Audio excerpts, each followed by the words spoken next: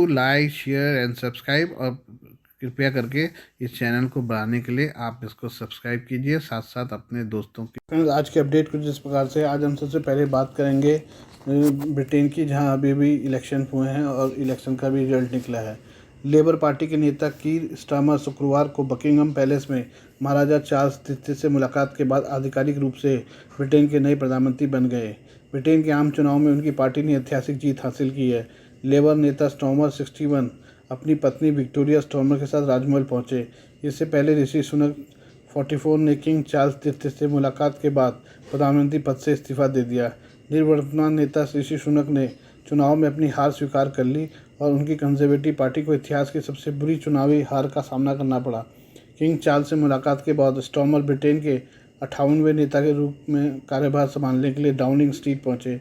Britain के नए प्रधानमंत्री के रूप में 10 डाउनिंग स्ट्रीट में कदम रखते हुए स्टारमर ने कहा कि हमारा काम अति आवश्यक है और हम इसे आज से ही शुरू कर रहे हैं। अब आपने हमें स्पष्ट जनादेश दिया और हम इसका उपयोग परिवर्तन लाने तो अपने देश को एकजुट करने के लिए करेंगे। उन्होंने कहा, सार्वजनिक सेवा एक विशेषाधिकार है, चाहे आपने लेबर पार्टी को वोट दिया हो या नहीं, मेरी सरकार आपकी सेवा करेगी।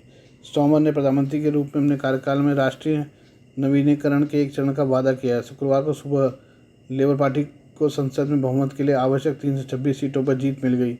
इसके बाद स्टारमर ने लंदन में अपना विजय भाषण देते हुए कहा, परिवर्तन अब शुरू होता है और यह अच्छा लगता है, मुझे ईमानदार होना चाहिए। उन्होंने कहा, इस तरह के जनादेश के साथ एक बड़ी जिम्मेदारी भी मिलती है। हमारा कार्य इस देश को एक साथ रखने वाले विचारों को नवीनीकृत करने से कम नहीं है।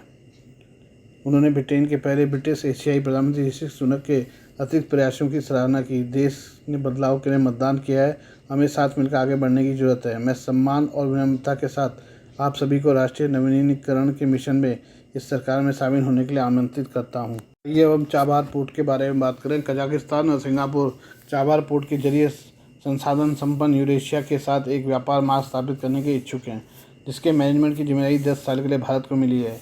ये यूरेशियन इकोनॉमिक यूनियन के साथ एक मुक्त व्यापार समझौता FTA के तहत है। सिंगापुर कजाकिस्तान के साथ एक व्यापार और पारगमन गलियारे की संभावना तलाश रहा है।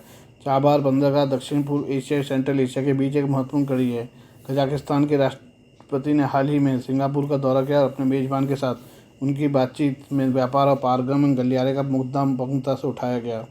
पिछले साल मई में जब सिंगापुर के तत्कालीन राष्ट्रपति ने कजाकिस्तान का दौरा किया था तो दोनों पक्षों ने व्यापार और पारगमन गलियारा बनाने का फैसला किया था, जो यूरेशिया को दक्षिण पूर्व एशियाई बाजार से जोड़ेगा। सिंगापुर ने 2019 में EAU के साथ एक FTA पर हस्ताक्षर किए थे। 2023 की राष्ट्रपति यात्रा के बाद महत्वपूर्ण परिणाम FTA के ढांचे के भीतर सेवाओं और निवेश में व्यापार पर EAU और सिंगापुर के बीच एक समझौते पर हस्ताक्षर करना था। एक और उभरती अर्थव्यवस्था और भारत के करीबी रणनीतिक साझेदार वियतनाम ने भी EAU के साथ एक FTA में प्रवेश किया है।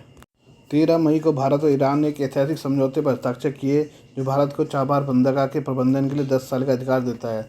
2018 के दिसंबर में India ports global limited IPGL ने अपनी पूर्ण स्वामित्व वाली सहायक company India ports global Chabahar free zone के माध्यम से चाबार पोर्ट का संचालन अपने हाथ में ले लिया है। इसके बाद से उन्होंने 90,000 से अधिक TEU कंटेनर यातायात और 8.4 MMT से अधिक थोक और सामान्य कार्गो को संभाला है। ET की रिपोर्ट के मुताबिक IPGL बंदरगाह को सुसज्जित करने में करीब $120 मिलियन का निवेश करने जा रहा है। भारत ने चाबार से संबंधित बुनियादी ढांचे में सुधार लाने के लिए पारस्परिक रूप से पहचानी गई परियोजनाओं में $250 अरब के क्रेडिट विंडो की भी पेशकश की है। ये बंदरगाह अफगानिस्तान, मध्य एशिया और बड़े यूरेशियन क्षेत्र के लिए भारत की प्रमुख लिंक है। चाबार बंदरगाह को अंतर्राष्ट्रीय उत्तर दक्षिण ट्रांसपोर्ट AIGTC से जोड़ने की योजना है, जो भारत को ईरान के माध्यम से रूस से जोड़ता है। कजाकिस्तान, उज्बेकिस्तान, हिंद महासागर क्षेत्र और भारतीय बाजार तक पहुंचने के लिए बंदरगाह का उपयोग करने को उत्सुक है। कजाकिस्तान एक ट्रांस कैस्पियन अंतर्राष्ट्रीय परिवहन मार्ग विकसित कर रहा है, जो एशिया और यूरोपीय संघ के विशाल बाजारों को जोड़ेगा। ये अंतर्राष्ट्रीय परिवहन और रसद केंद्र सिंगापुर के साथ कजाकिस्तान का संयोग दोनों देशों के एशिया में परिवहन लिंक की दक्षता में सुधार करने में मदद कर सकता है। आपूर्ति श्रृंखलाओं की सुरक्षा और स्थिरता पहले से कहीं अधिक महत्वपूर्ण हो गई है। ऐसे में कजाकिस्तान के दुर्लभ धातुओं की आपूर्ति की अपार संभावना है। भारत की नज़र इस पर ही है। वहीं 140 से अधिक सिंगापुरी कंपनियां कजाकिस्तान में काम कर रहे हैं। कजाक अर्थव्यवस्था में सिंगापुर का निवेश $1.7 अरब से ज़्यादा का है। आइए अब जानें कि ब्रिटेन में जो नए प्रधानमंत्री बने हैं उनका भारत की तरफ क्या रुख रहेगा। ब्रिटेन में आम चुनाव के नतीजे सामने आ चुके हैं। चुनाव में लेबर पार्टी के उम्मीदवार कीर स्टारमर की पार्टी की जीत मिली है। 14 साल बाद लेबर पार्टी सत्ता को संभालने के लिए तैयार है। इस बार ऋषि सुनक की कंजर्वेटिव पार्टी को निराशा हाथ लगी है। स्टारमर ब्रिटेन के प्रधानमंत्री के रूप में ऋषि सुनक की जगह लेने जा रहे हैं।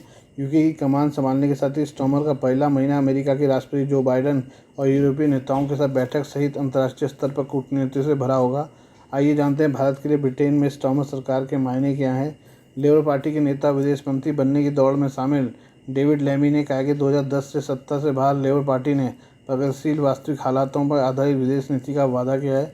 हम एक अधिक अस्थिर दुनिया को देख रहे हैं। ये वैसा नहीं है जैसा हम चाहते हैं। पार्टी ने ब्रेक्जिट को काम करने और यूरोपीय संघ के साथ सुरक्षा समझौते की तलाश करने का भी वादा किया है। वहीं स्टारमर की विदेश नीति के एजेंडे का एक अन्य महत्वपूर्ण पहलू ब्रिटेन भारत संबंधों को मजबूत करना होगा। पिछली गलतियां, खासकर कश्मीर जैसे मुद्दों पर लेबर के रुख को स्वीकार करते हुए स्टारमर ने भारत के साथ एक नई रणनीतिक साझेदारी बनाने का वादा किया है।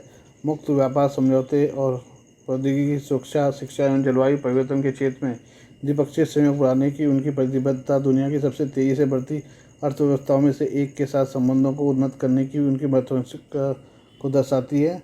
उनके घोषणा पत्र में भारत के साथ नई रणनीतिक साझेदारी को आगे बढ़ाने की प्रतिबद्धता शामिल है, जिसमें व्यापार समझौते पर जोर दिया गया है। ब्रिटेन में भारतीय प्रवासियों के साथ तनावपूर्ण संबंधों को सुधारने के लिए स्टारमर ने अपने अभियान के दौरान कई कदम उठाए। उन्हें प्रचार के दौरान घर घर जाकर लोगों से मिलने की कोशिश की। वहीं हिंदुओं के खिलाफ होने वाले अत्याचार की निंदा की। इतना ही नहीं, होली और दिवाली जैसे सांस्कृतिक त्यौहार भी मनाए।